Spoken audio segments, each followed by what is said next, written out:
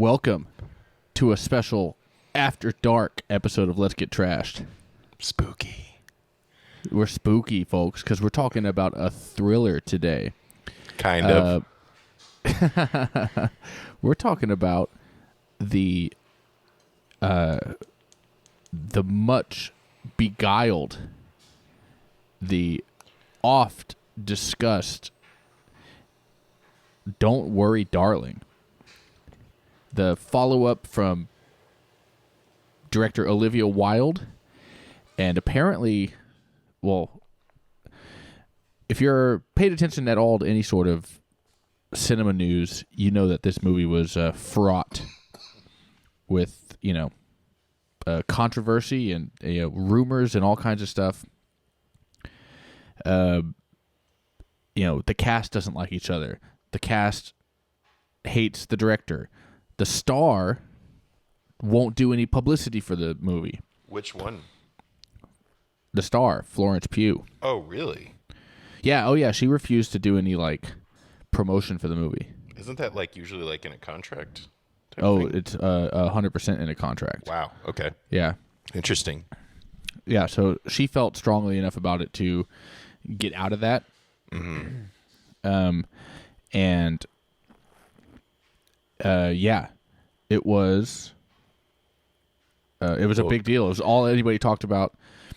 Harry Styles was the topic of much consternation. Yeah. No, I heard some of it. I kind of saw it kind of peek through my Instagram feed and that sort of thing. So, yeah. Him and the director are dating. That's how he got the gig, actually, because they had started dating, I guess. And then there was a whole thing. It was supposed to be Shia LaBeouf, and then she pretended the director pretended like he quit when actually she fired him for Harry Styles. It was a whole mess. It was a whole mess, and it certainly led a bunch of people, this podcaster included, into thinking that this movie was going to be a gigantic mess. So let's talk about it. Let's talk about it. See where we land on Don't Worry, Darling, a 50s drama, a 50s thriller. Yeah. When you just watched this right now? I just watched it. I came home, I made dinner, and immediately put it on. So it's pretty fresh. Yeah, I watched it late last night. Okay. And I've been thinking about it all day. I've been kind of going all day. I've been super busy, but I have been thinking about it and taking little extra notes and stuff. And I'll say, let's just get right into it. I'll say right off the bat, it starts better than I thought it would. Yeah, sure. I don't know what I was expecting. Actually, you know what? Here's what I was expecting. I was expecting Harry Styles, the husband, to get a job offer and then move his wife away from their family and friends into this, planned community. And then we see her not adjust. We see her be fish out of water the whole time, and then things go. Hilarity ensues. Yeah. Things go haywire from there. That's what I was expecting. Sure. Which is cheesy, and I was pleasantly surprised when it was like, oh, she's not a fish out of water. She's in water. She belongs here. She's right off the bat, she's part of this world. It feels, while it's still kind of, they're setting up all the relationships. It opens on a big party. Everybody's hanging out. They're clearly friends, and then they're doing silly stuff together, but it's also silly very good time fun. Yeah, they're having good time fun. They're making references to each other. Oh, that's even better than that time 2 weeks ago that we were friends. You know what I mean? They're doing a lot familiar. of that. Yeah, that's what we call it in the industry.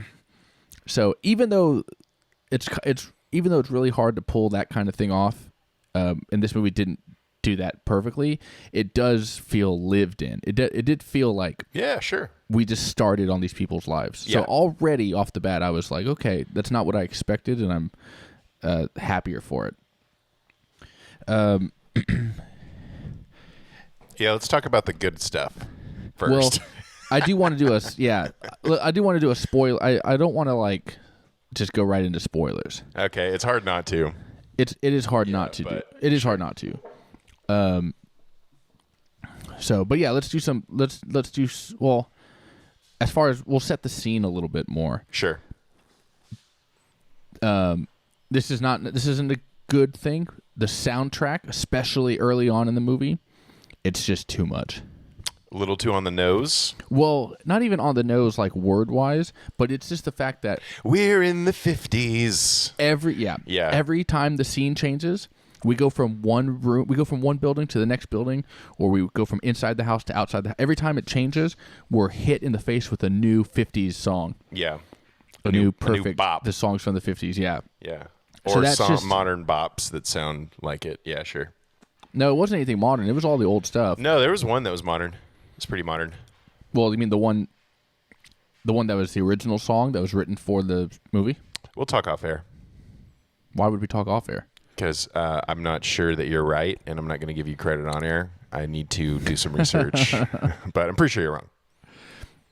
I don't know. I just didn't hear anything modern. I know that there's one song that Harry Styles actually wrote for the movie. He didn't need to do that. No one cared about that. It sounds like a 50. Yeah, it was kind of it was a bit of a plot point. Okay. Nevertheless, that's not the point. But either way, they're clearly letting us know it's the 50s. Yep. But however, we know as a thriller, we know that something's wrong in paradise, right? Even early on, all be this good. That's not a spoiler to say that. That's not a spoiler. That's pretty much. This is not a perfect 50s ideal world, even though we all think it is. And I had a bunch of things because I was trying to figure out what it was. Sure. Because it's obvious pretty early on that something's wrong. And of course, there's so many Stepford Wives is the most famous example of this kind of thing. I was trying to figure out Chicken Little. Is that really? I've never seen that. Does that have anything to do with this? No, not at all. Oh, are you the kind of guy that like when you know you're getting like into a thriller, you're like I'm gonna figure it out before they tell me, or you just do you let it unfold?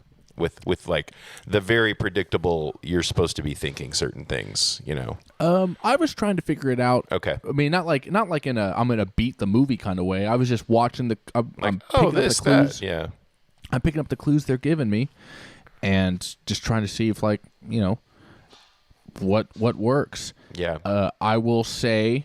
So here's the two ideas I had. I've got two notes. I've got.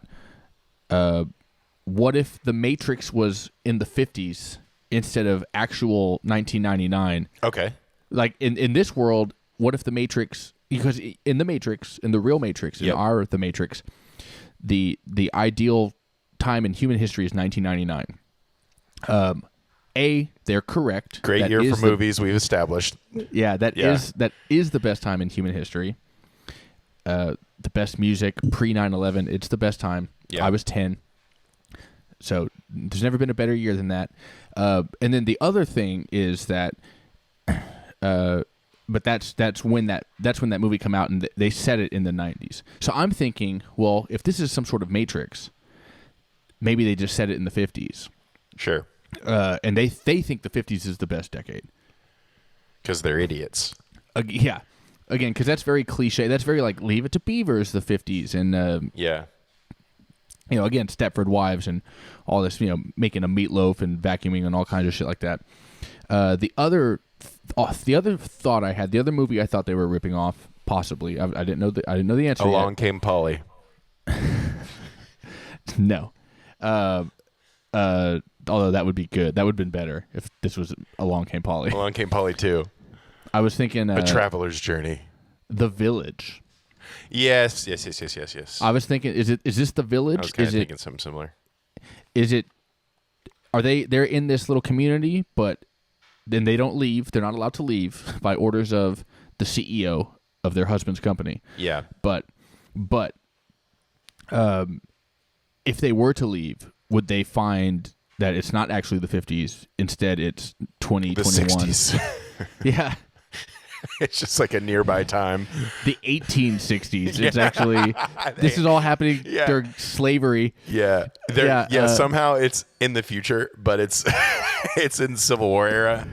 Like shit. Yeah. They're in 1950s, and then over the hill, over the desert hill comes running Matthew Broderick and Denzel Washington holding the flag. Like this world is crazy. It's actually 1864. That's insane. Whoa, that's crazy.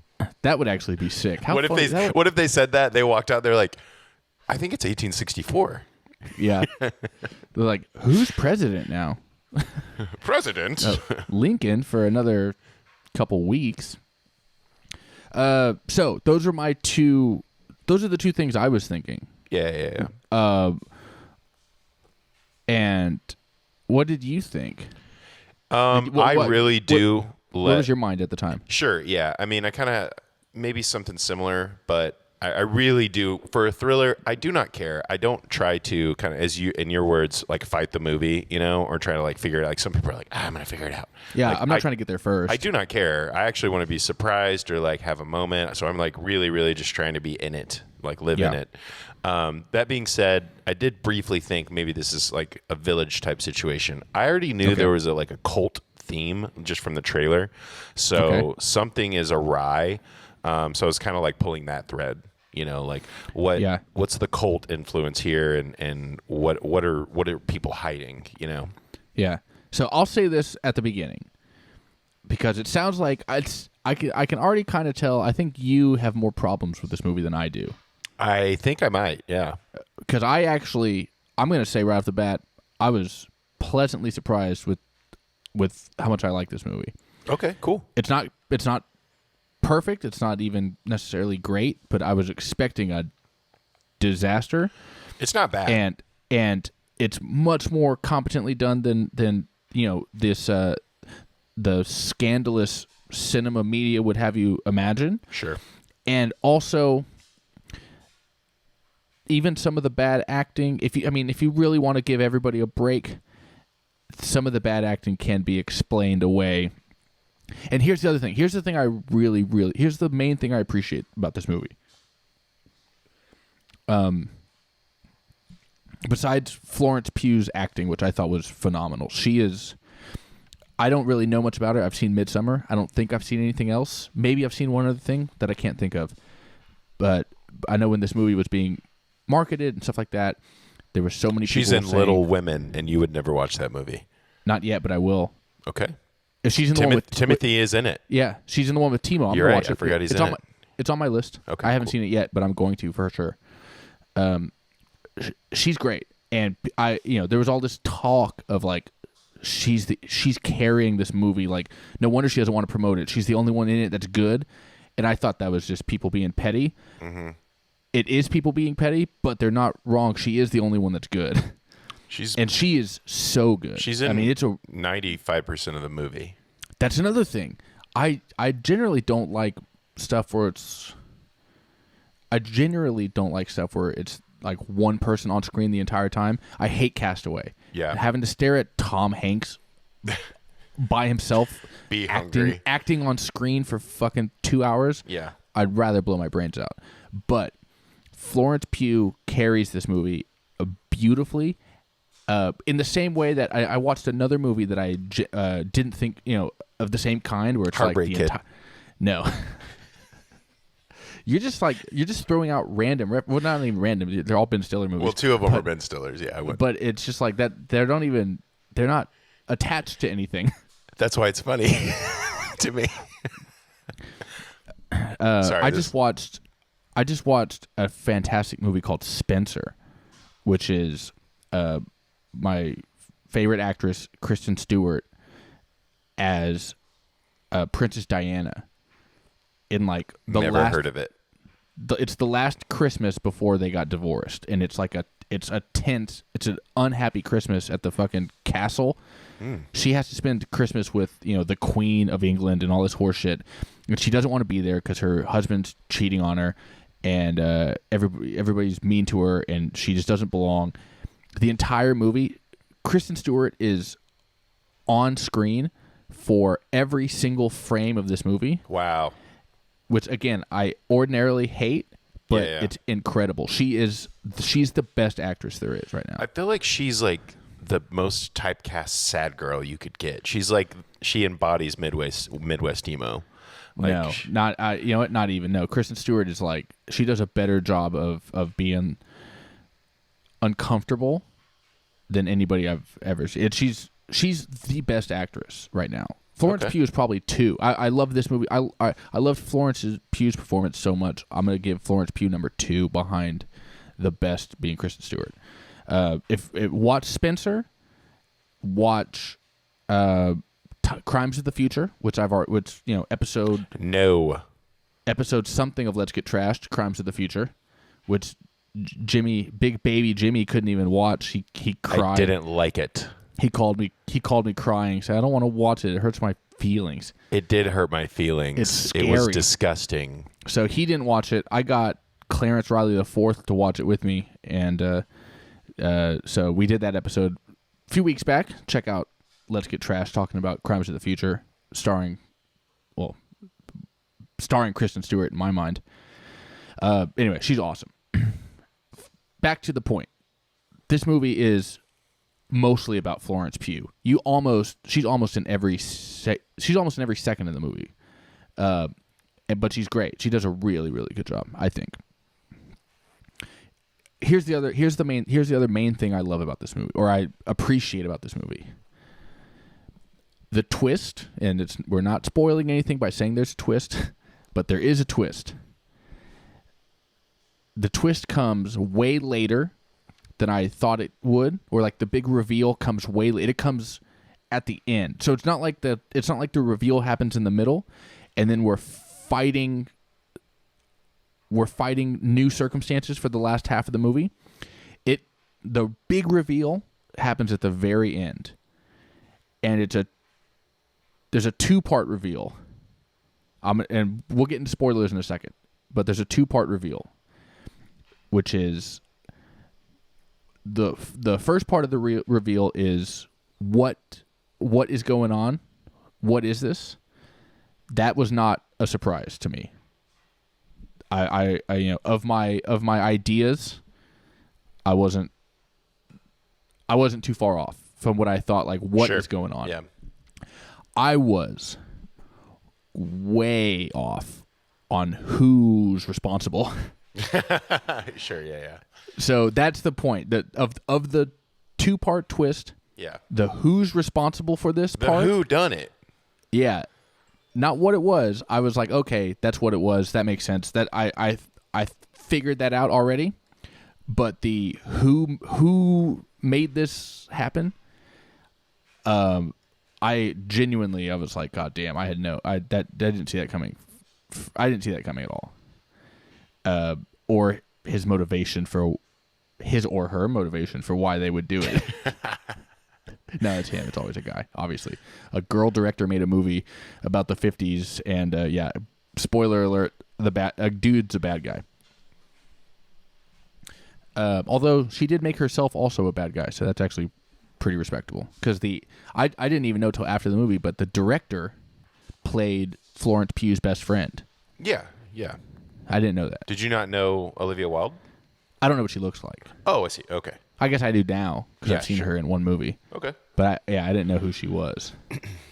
Other than all the drama of her cheating on her husband, the Ted Lasso dork with Jason Sudeikis with a boy named Harry Styles. Yeah. All right. The chains are coming off, okay? We're going into spoilers. All right. We're gunslinging right now.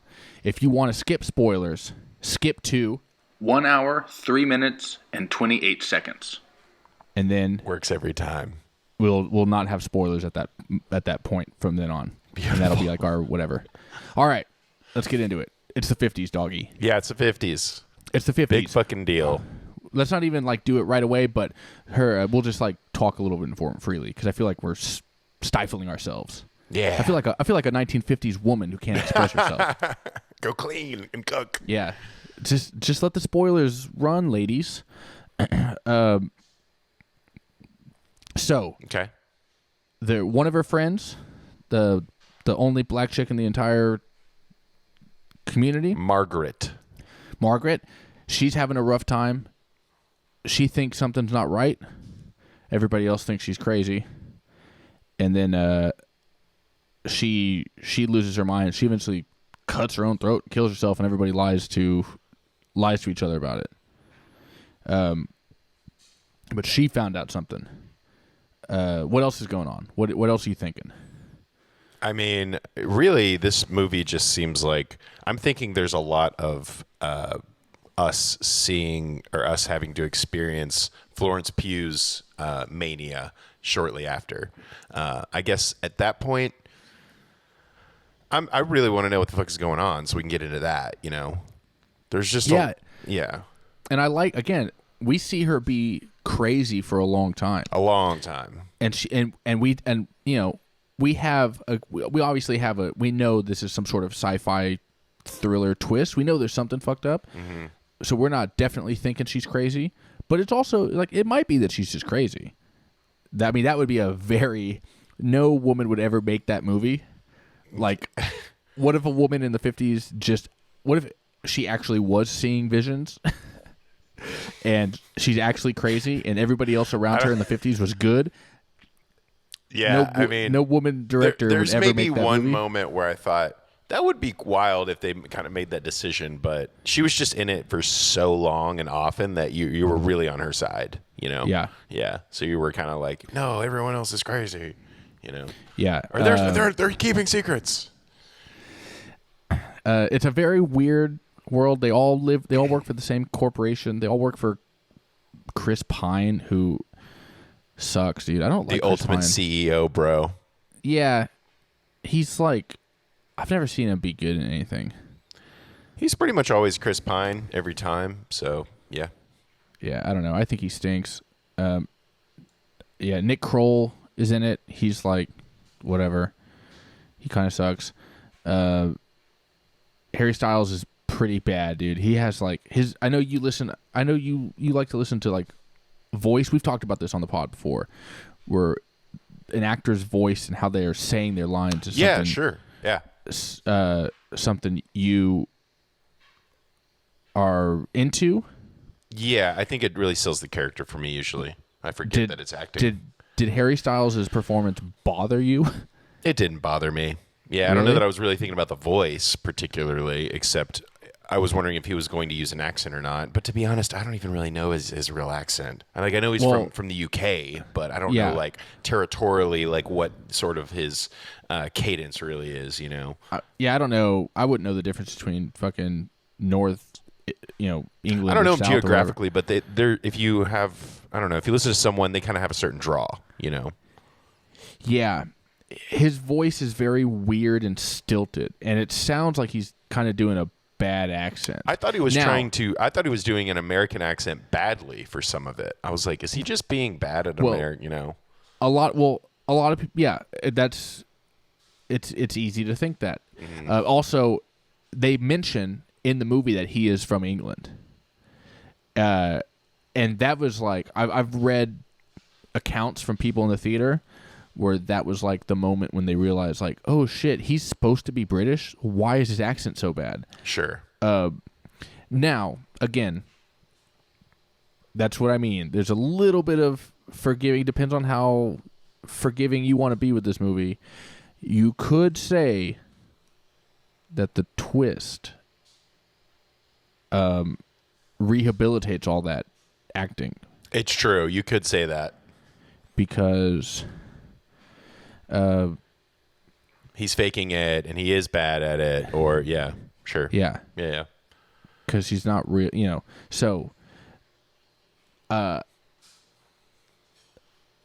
don't know. I'm not really sure where should we go next. I mean, it didn't really bother me. I was just going to talk about what I liked about it, I guess. Okay, tell me what you liked about it. Honestly, I thought it was fine. I think the biggest disappointing thing was, to the end, and we don't have to jump there quite yet, but the journey, which is another thing I really like in a movie, just kind of the ending won't necessarily piss me off as long as the movie has a decent journey. But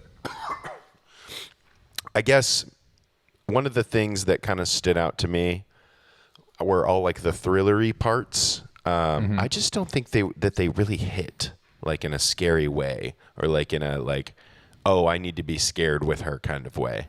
Like they were just very like, I don't know, for some reason they were just kind of missing. But that kind of stood out to me. But I honestly enjoyed it. Like I was watching it, I was into it, while it was happening. So yeah, I didn't feel scared at any point. But I didn't think this was supposed to be like a horror movie or a scary thing. I think it was supposed to give you some sort of edge, like what the fuck's going on, or some spookiness. But I thought it did. I thought it did an okay job of that. I thought I felt everything I was supposed to feel as far as like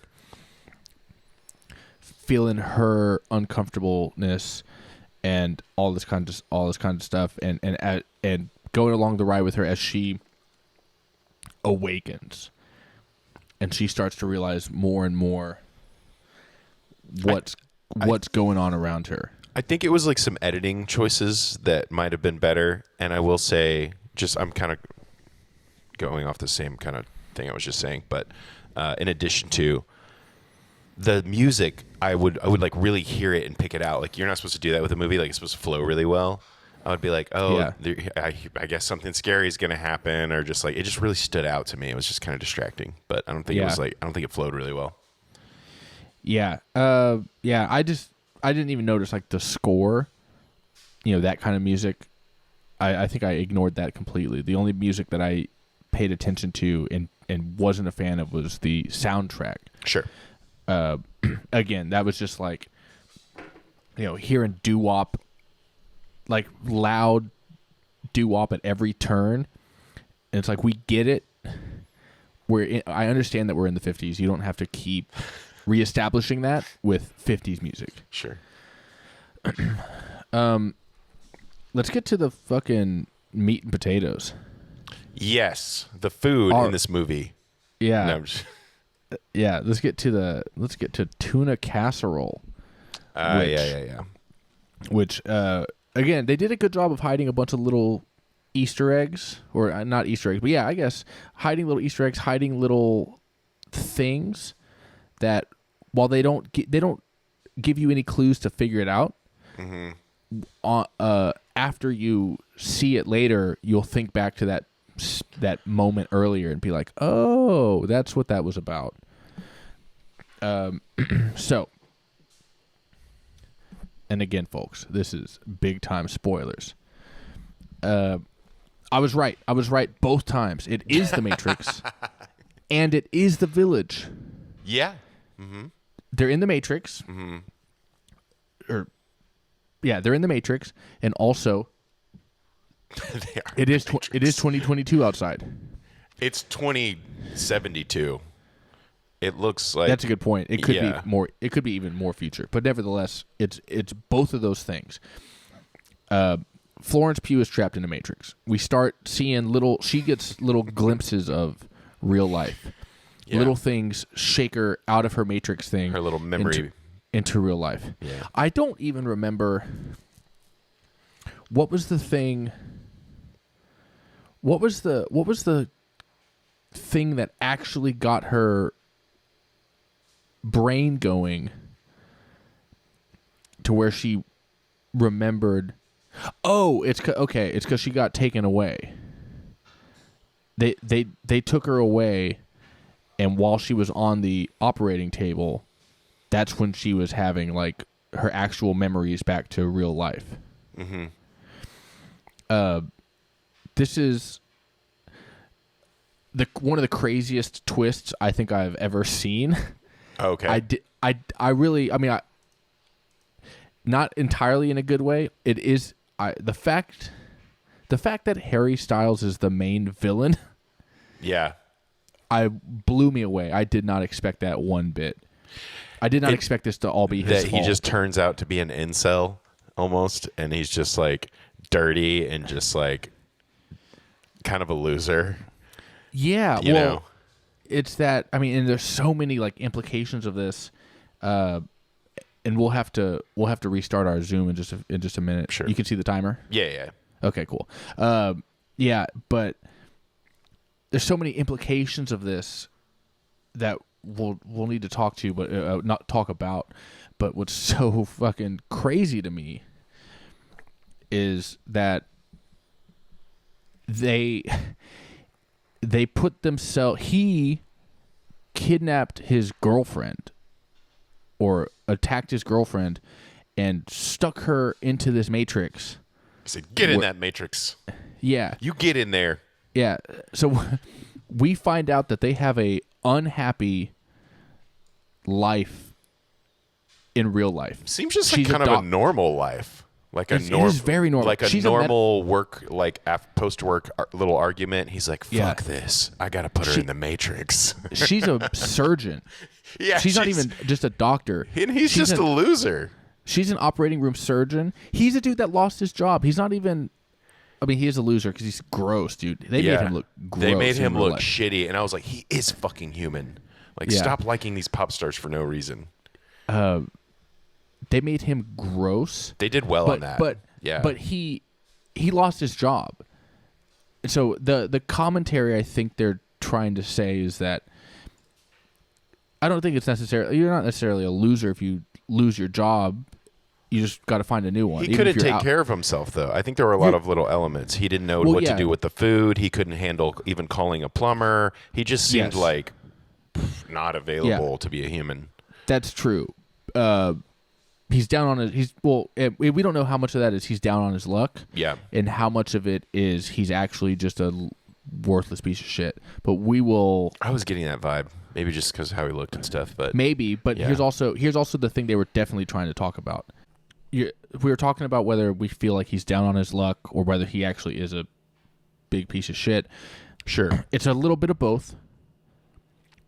The implication, what they're trying to say is because the reason this all happens to him, he loses his job. He has a lot of free time. According to these Hollywood liberals,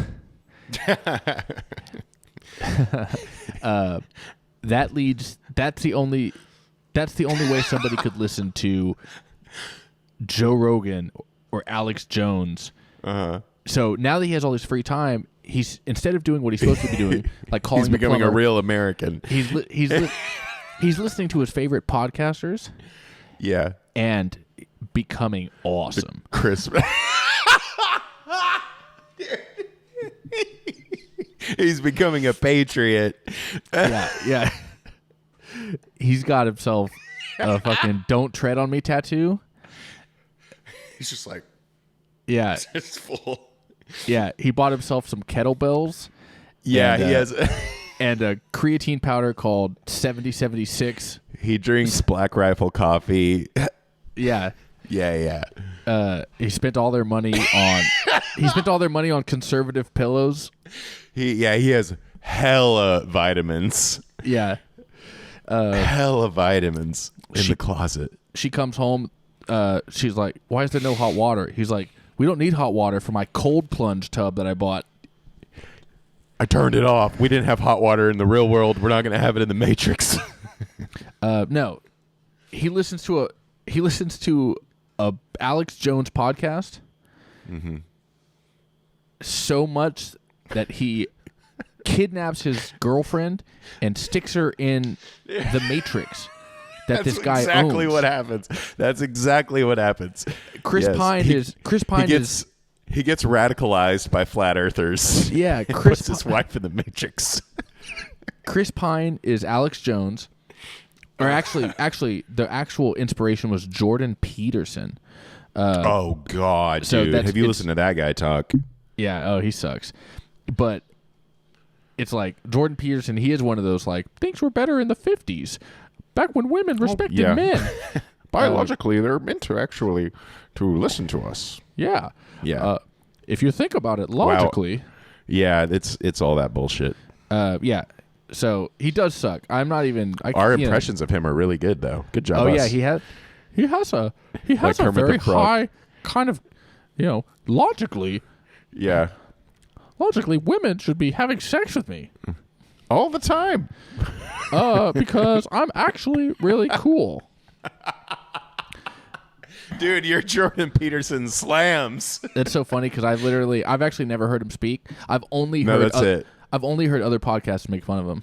So I like your sources. Send me your sources. Yeah, I'm literally just. I'll send it to you. It's so funny. I'm literally just copying Nick Mullen's impression of Jordan Peterson. Yeah, one of the funniest clips in the world. Maybe I'll link it. I don't even fucking care. So this is a sidebar for the audience as well. Yes. Send me that. And then also, I have to send you Jordan Peterson's rant when he gets kicked off of Twitter.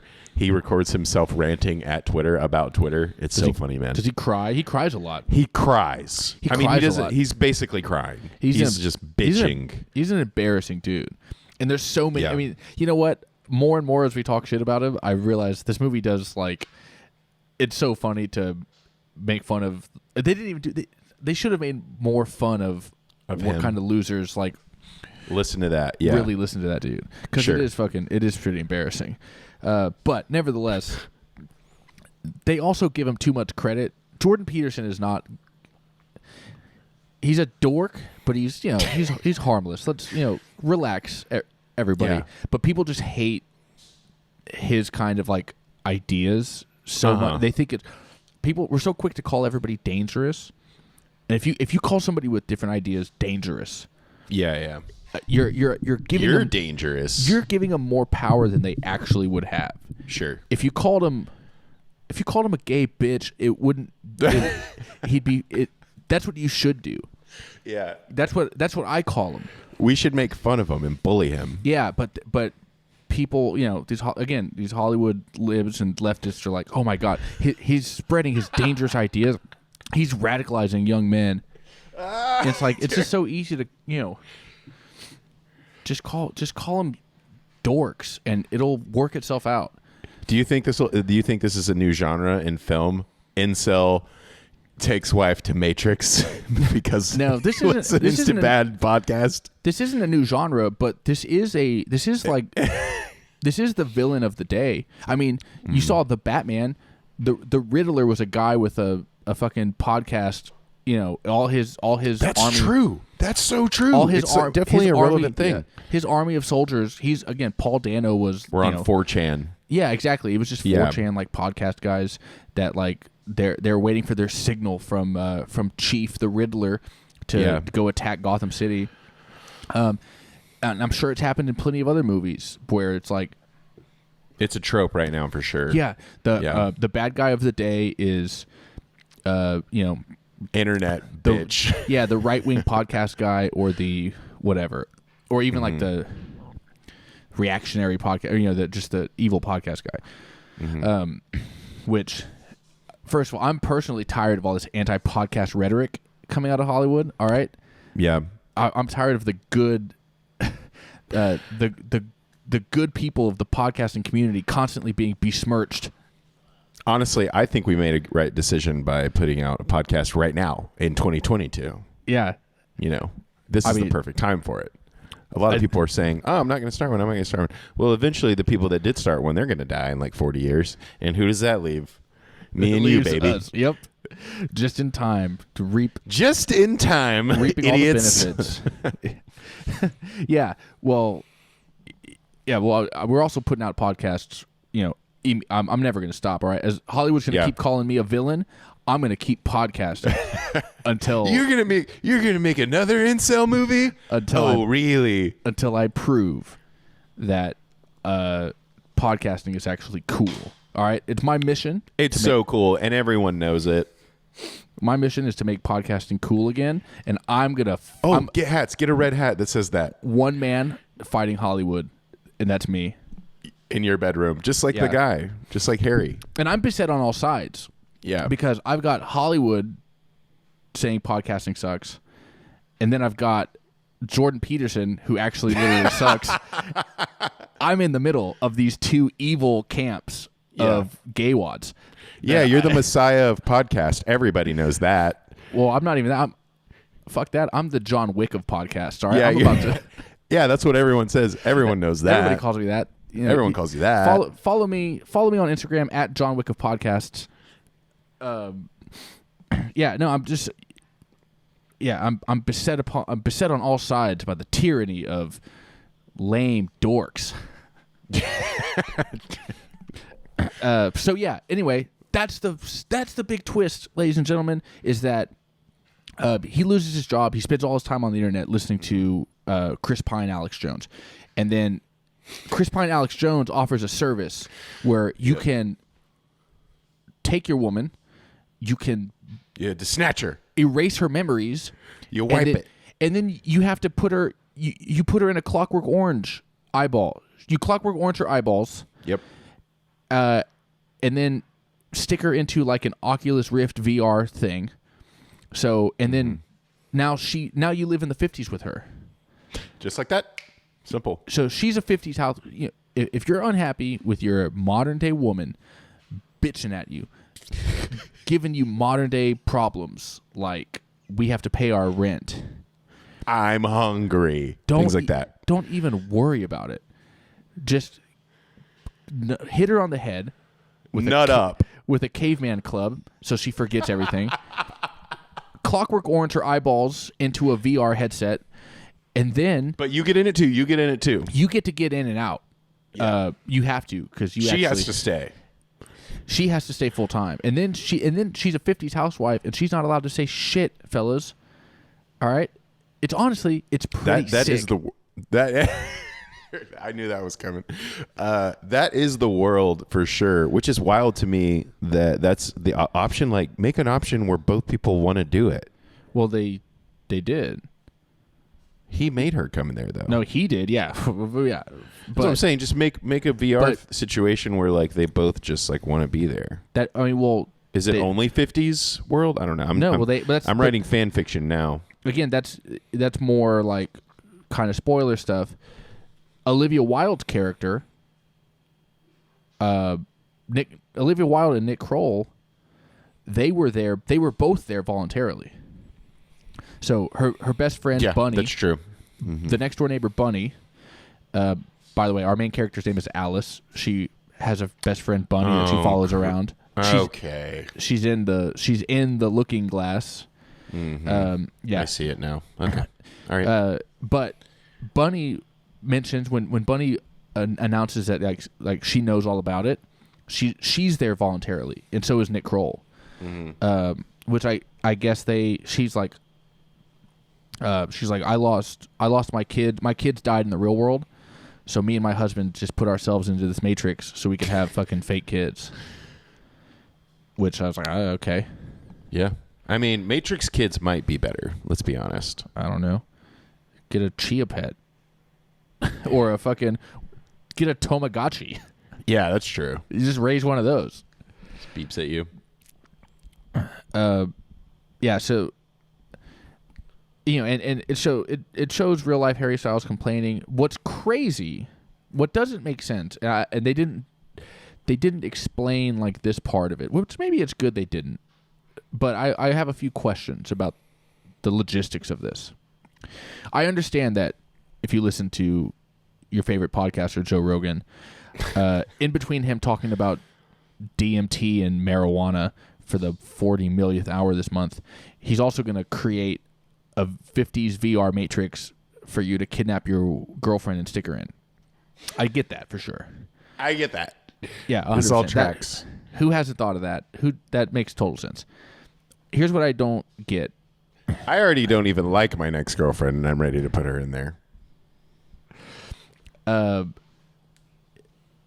couple things. One, Florence Pugh is stuck in this matrix. She's stuck. She's tied to a bed. She has Clockwork Orange tweezers on her eyes, keeping her shit open, and nobody's looking for her. Where's her mom and dad, or her brother, or her office? She was a successful doctor yesterday. That's true. Yeah. How come this hospital's like, hey, Dr. Alice Florence Pugh hasn't showed up to work in like 6 days? Let's go send somebody to knock on her door, just see what's up. Yeah. It's like, what's going on? Oh, she's her boyfriend came out with his fucked up face. Apparently she's tied to a bed with a. He smells like shit. Yeah, she's tied to a bed with fucking swimming goggles on her eyes, keeping her eyelids open. He matrixed her. Huh? Yeah, he matrixed her. He stuck her in the Matrix. Damn it. So that's weird. Like, why is nobody looking for her? And then the other thing is, they don't. So all the men. Where are the dogs? That's my thing. 0 dogs in this film. You're not. Sorry, you're doing a bad job of focusing on what's relevant.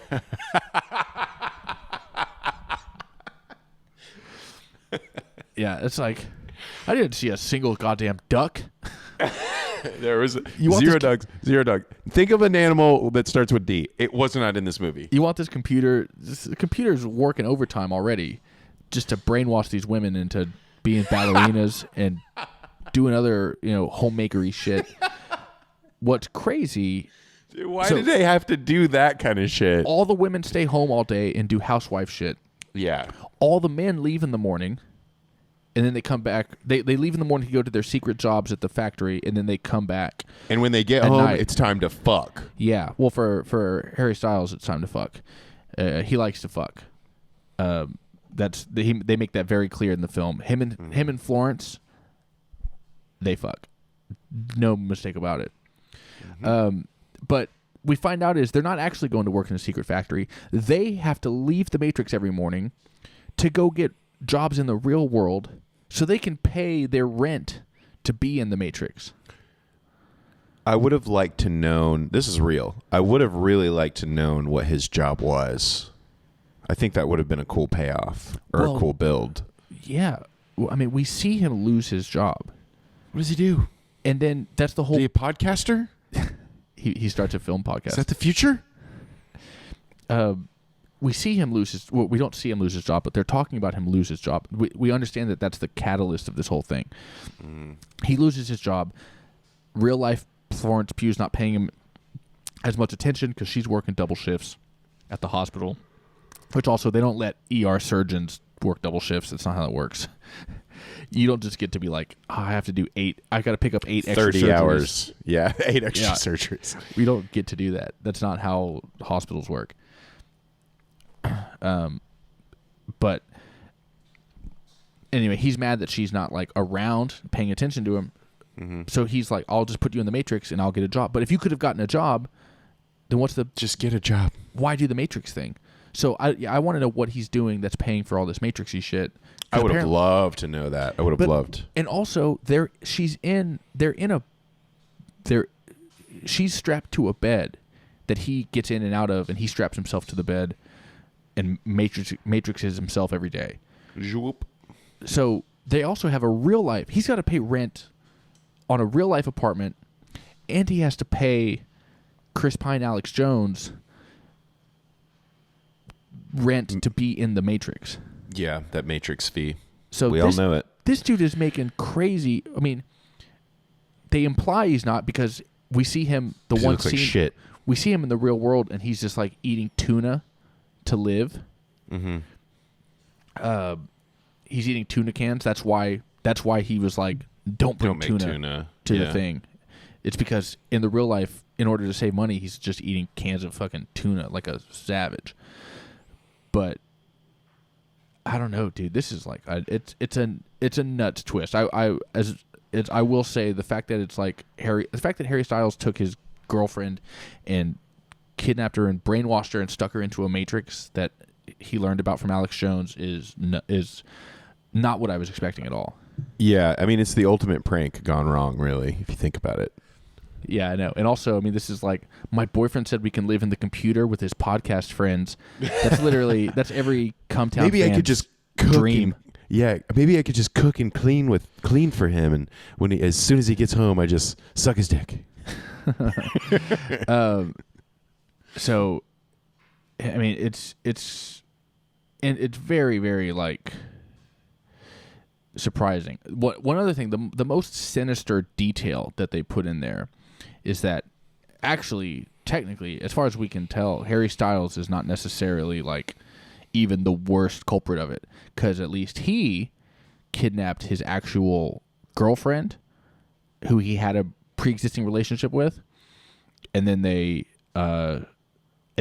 put her in the Matrix with him, because when we see him filling out his application for Matrix housing, and it says, "Are you bringing a woman?" And he's like, "Yes." And the question is, "Do you have a prior relationship with her?" And he says, "Yes." But that implies that somebody else is filling out that paperwork saying, "I'm bringing a woman. I don't have a prior relationship." So I just grabbed a bitch. I caught that. I caught that too. I grabbed a hot bitch off the street. Yeah. And I cavemanned her, and now I'm going to Matrix her, and she's going to be my wife in the Matrix. So now Jordan Peterson, Chris Pine, is just endorsing wholesale kidnapping of women. Jordan Peterson is doing that. You're right.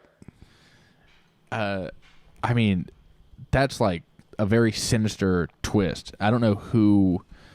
They don't tell us which of the other women in the movie is like that. They imply it. Maybe it's all the ones that have like the same. Probably Violet.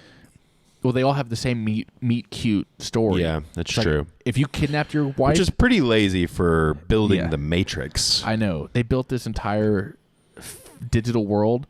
And can't watch 10 rom-coms. They can't come up with more than one story. Yeah. Every single couple, except for Harry Styles and his wife, every single couple met on a train to Philadelphia when one of them dropped the ticket and the other one handed it to her. It's like, wow, 5 of our... We all met that way? That's crazy. Yeah, 5 of our 10 couples met that way. So maybe that's code for they didn't also, know. Where the fuck is the train at? Yeah, so a lot of little stuff didn't make sense. Anyway, Harry Styles is American in real life. In The Matrix, he wants to be British because he loves James Bond. There's a big James Bond poster in his house. Oh, that's true. Okay, there were some Easter eggs. Yeah, so yeah. That's why so he chose, is like, if I'm going to be in this Matrix, I'm going to be British. Which that could be an explanation for why his accent's so bad. Yeah, that could be. I'm fine with that. That's okay. The computer is making him a British accent, but the computer's not strong enough to cover up the fact that he's just a loser American with an American accent. He's just a bitch boy. Yeah. So, but anyway, and then she figures it out. She eventually escapes. Kind of a weird, I don't know. Going to that building is how you escape. I'm not really sure. She did that once before, and they like got her back in and wiped her memory. Yeah. So who knows? There's a bunch of other little Easter eggs that don't make sense. The airplane thing doesn't make sense. Like that's not. That doesn't make sense. Yeah. Yeah. Why? What's the airplane doing? Also, why is it a little the same misdirection? Maybe, I don't know. Yeah. Yeah, I guess. Why is it the same airplane as Margaret's dead kid? Like none of this. I don't understand what's going on. Yeah, the kid. That's. It all has nothing to do with anything. Okay, maybe he wasn't even real, but yeah. Maybe. Yeah, who knows? Yeah. So. Yeah. Last thing I guess we'll say, because we've written about like all the ideas. Like, I wish they had given us more real world time, so we can see what's going on. That would have been great, man. I was interested in the real world stuff. I would have loved a real world scene of like news, or even Harry Styles walking home from his shitty job, and he walks by one of those old. He walks by a appliance store with a million TVs in the window, and it's just running the news thing of. It's running the news of like another missing woman. Yes, that would have been. I would have. Yeah, that would have been good. Give us a little something so we can see like, oh, this is the world outside is paying attention to this. Because frankly, we have everybody in the Matrix, and then of course we have our victims also in the Matrix, but we see no evidence that anybody's looking for. We don't see the impact this has on like the real world. We just see the impact this has on our victims. And again, Bunny, played by the director Olivia Wilde, she admits that she's there voluntarily. She's not a victim at all. She hated her real life, so both her and her husband decided to let's just go back to the 50s. And so she just like loves it, but she's there. She's like making friends with all these people, and she's complicit in their. All the men are complicit, and they all know that this is just a kidnapping ring. Yeah, that's pretty wild. That is actually very, very, very wild. And they're having like these Mad Men They're style golfing. They're golfing. Cocktail parties. Yeah, absolutely. And they're just like hanging out at night and they're just all so happy. And none of the dudes are looking around being like, oh shit, every woman in this building is kidnapped right now. Yeah. We just like, I don't know. I feel like serial kidnappers are not like they're not just chill blokes who are having a good time with each other. Yeah. They're all pretty fucked up on their own. You know what I mean? I don't know. It's a very weird dynamic that once the twist comes, as much as I enjoy having that twist come late in the film, it doesn't. I do want to see more of this. Yeah. And I think I would like to see some more real world impact of these like circumstances. Sure. Than just focusing on like the problems of one woman. Not that that's, necessarily a bad thing. Sometimes I like a smaller story. Let's just tell one person's story. But this is, if you as a director, if you're trying to say this is a systemic problem with young men listening to Jordan Peterson podcasts, mm-hmm. you clearly think this is like an epidemic of problematic young men being radicalized by something. You think this is a national, maybe even worldwide problem. Sure. Show us some of the worldwide effects of that. You can't be like, there's a whole world of people. I mean, you can be, but you shouldn't be like, there's a whole world of people listening to this kind of material, and it's ruining their brains and ruining society. Yeah. Here's a tiny sliver of a story about it, and here's literally like one woman trying to figure out what's going on. I think it would have made her impact even better, like to see the depth of him maybe at the job, or like kind of dealing with some of that. I don't know. That could have been interesting, but even we see her as our main character, and then once she figures it out, she tries to escape. Let's not even spoil how that happens. Whether or not it does, because they do a great job of like, they're like, people have tried to escape before and they kill them in real life because they don't want this getting out. So we don't technically even know how it happens or what happens. Mm-hmm. Obviously we hear something. It's weird that there's like a spawn point or a reverse spawn point even, but that is weird. That also kind of doesn't make sense. But nevertheless, let's. This is just all kind of nitpicky stuff, but I personally would have enjoyed seeing more. I want to see what this world looks like, but we don't leave the 50s at all in this movie, except for a couple scenes that give us the couple scenes that are not in the 50s, the couple scenes of awakening that Florence Pugh has. Yeah. There's so much information crammed into those two scenes that it doesn't feel earned. It's like coming up. It's like coming up from the bottom of the ocean, getting a huge breath of air, and then you're back down and underwater. Yeah, and we didn't. Like, it didn't breathe enough. Yeah, that's a good metaphor. Okay, real quick, can I do one more? Please, by all means. One more note.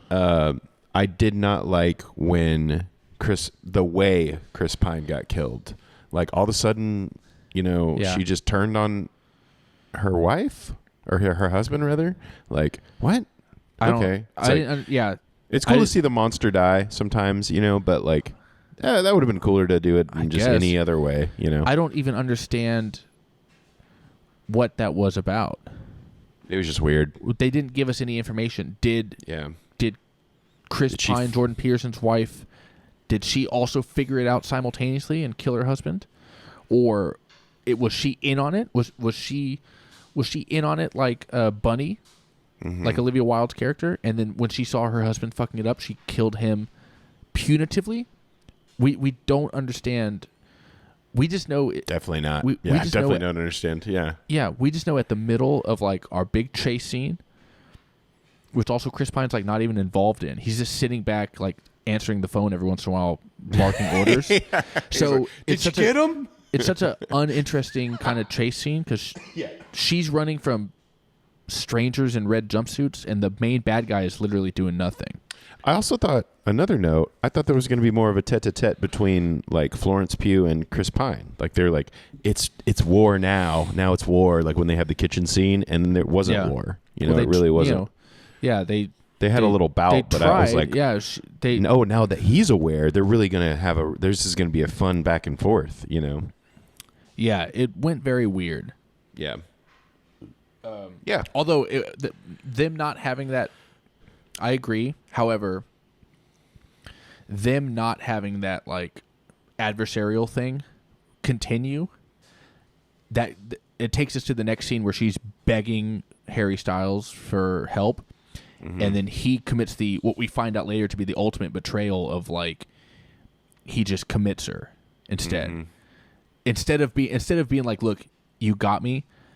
You're right. We are in the Matrix. I put us here. Let's go. We can leave. I'll just stop paying my Matrix rent, and we can just leave. We can just bounce. Yeah. My bad, dude. I thought you would like this more than apparently you do. He could have done that, but he didn't. He goes, okay, I promise we'll leave. And then later, she's in the car, and he's like, psych, bitch.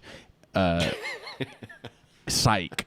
And then a bunch of dudes in jumpsuits grab her and try to lobotomize her or whatever the fuck. So, oh my god, that's a huge betrayal. Huge bummer. Huge bummer thing to do. That betrayal, I think that's worth not having her versus Chris Pine, the showdown. Yeah, I mean, just don't start plots that you're not going to tie up. Yeah, you know? That's true. I mean, it's so like, there's it's very the room. You know, like don't start a plot if you're not going to use it. You know. Yeah. So there's a lot of loose ends in this one for sure. Yeah. Unless you have anything else, we're gonna leave. No, we'll leave spoilers. Actually, this will be the last thing. This is still spoilers, ladies and gentlemen.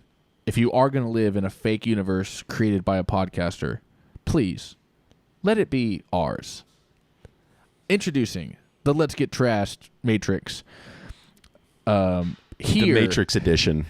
Yeah, here you can live in our podcast universe, and you don't have to cook, you don't have to clean. Yeah, all you have to do is just watch movies, and you have to spend a few hours. You have to listen to our propaganda, but that's about it. You have to spend a few hours a day. Yeah. Liking and subscribing to my podcast and sharing it with all your Facebook friends. Facebook only, not Instagram, only Facebook. That's all you have to do in my Matrix that I built. And men and women are equal. If I find out you're kidnapped, if I find that's a bit that we do. If I find out you're kidnapped, I'm gonna say not cool. Not today, you aren't. Yeah. Anybody that my Matrix is voluntary only, okay? But I do have one, obviously. And there's cool bars in it, and there's like all kinds of cool stuff. Every white podcaster in his 30s does have his own Matrix that no one wants to be in, except me. Yeah, and of course my thousands and thousands of South Asian fans. Shout out. Yeah, we need to do another Indian movie. Yeah, we will. I think I sent you one a while back. We'll have to do that. All right. Okay. We're leaving spoilers for real this time. Now. So, we're out of spoilers, folks. Jimmy D. What? So after we've talked about it, again, you watched it so fresh. You kind of had a few more revelations about this film. I've had a little more time to ruminate on it than you have. Yep. But after talking it out, I feel like a few more things connected. Where you stand? Are you telling people to see this or not? I think so. Yeah, I would. If someone wanted to see it, I wouldn't talk them down. You know. Okay. Sure. Yeah. I wouldn't go out of my way to recommend it, though. Interesting. Yeah. I would recommend it, and I always kind of think of, a specific audience in mind. I don't know. You know what? Actually, it's tough because I tend to think of my parents and whether they would like it. And I don't know, because here's the thing. My parents would like the 50s aspect of it. They would they would see right away it was a Stepford Wives ripoff. Mm-hmm. They wouldn't necessarily get the Matrix reference, but they would get the Clockwork Orange reference. Yeah. Shit, am I spoilering things? Not really. It's you're being pretty vague. Whatever. Yeah. They would get some of the film references. They wouldn't get some of the other film references. Yeah. Without being spoilery, I will say that Let's Get Trashed is the only podcast they have ever listened to. So, that's great. So they might not, an older generation of moviegoers, they might not even understand what Olivia Wilde is calling the greatest threat to humanity, or the greatest threat to women, at least. Podcasters. My parents might not even understand. They might not even. Well, they might not know. But well, I think there's context. Now you're spoiled. I might. That was a spoiler. That's too spoilery. Okay, but, cool. Yeah, I'll just mute that. But that's what I mean. They might not put that together as in like, what the hell is going on? Mm-hmm. If that makes any sense. This might be too. You might have to be young and like on Twitter and annoying to even. I hate myself for understanding what the hell this woman is talking about. Yeah. That being said, just because the sheer nature of the twist not being what I expected it to be, the payoff, I think it was worth it to me. It's a little clumsy. It's a little too fast at the end. Mm-hmm. It doesn't give us as much as I want it to give us, but I am gonna recommend it. Maybe if I sound hesitant, perhaps I'm hesitantly recommending this, but that's what I'm saying. I wouldn't talk anyone down. Yeah, but I probably wouldn't recommend it. I also again, I'm writing a pleasant surprise. I liked it way more than I thought I would. Yeah. So that's such an important part of it. The fact that I was expecting it to be trash, and instead it's let's get trashed material. Which means good. Enough to make it on the pod. Yeah. Cool. So both of us are saying yes. Neither one of us is saying yes too enthusiastically. How about that, folks? Sorry to waste all your time with just to get to that point. But it was a big, this movie had a lot of discussion, it was the topic of much consternation around the world. So it's worth checking out, especially since it's on HBO Max. We both watched it on HBO Max for free. Yeah. That's pretty sick. All right, Jimmy D, where can the folks find you? Yeah, my Instagram handle is Sleepy Cowboy TX, and then the band is Bad Thrillers TX, and then actually Danger Jr. We did our final season of the podcast that we're releasing soon, and season 3, all of them. I think we're just uploading all of them. Cool. And that's Danger Jr. PR. And if for some reason you live in Nashville, I'm playing there December 10th for Danger Jr. Comedy Festival. So nice. There you go. That'll be sick. That should be fun. Yeah, just in a solo gig. That'll be a ton of fun. Yeah, go to Nashville, folks, and check out Danger Jr., Danger JRPR on Instagram. I, as always, am your host, Nick Tazzo. You can find me on Twitter at Nick Tazzo. You can find me on Instagram at Nick Tazzo Drums if you want to see drummy stuff. Follow Let's Get Trashed on Twitter, which I don't post a lot of. Follow us on Instagram at Let's Get Trashed Pod. Share the podcast on Facebook. Yeah, share it, please. Do me a favor. If you're listening to this, if you like the show at all, share it, like it, subscribe, leave a comment. That actually, I don't know if it helps or anything, but it makes me feel good. But yeah, share it. Let people know about this. Let's try to make this into something. Maybe I should our own little matrix. Sorry. Yeah, I know. I want to create a cult. Yeah. And that may or may not have anything to do with movies. If you skip spoiler sections and you got to this and you feel like you're being spoiled, you're totally right. It's my bad. I'm sorry. It's all good. Watch every other episode of the show and then see if I do it too many other times. And then comment about it. Yeah, leave a comment and tell me how much I ruined it for you by accidentally spoiling in the non-spoiler section. All right. Yeah, you know what? I just saved myself a bunch of editing. I'm just going to apologize and not do any of the editing I said I would do. Nice. All right, better. ladies and gentlemen, once again, thanks so much. At Sleepy Cowboy TX, at Nick Tazo Drums, at Nick Tazo on Twitter. Like, share, subscribe, all that kind of stuff, and plenty more movie content coming on the way. This is the 3rd episode I've filmed this week, so I'm super happy about it. Good job, dude. Yeah, Way to hustle. I'm moving right along. Yeah. All right. Thanks, everybody. Let's get trashed. Peace.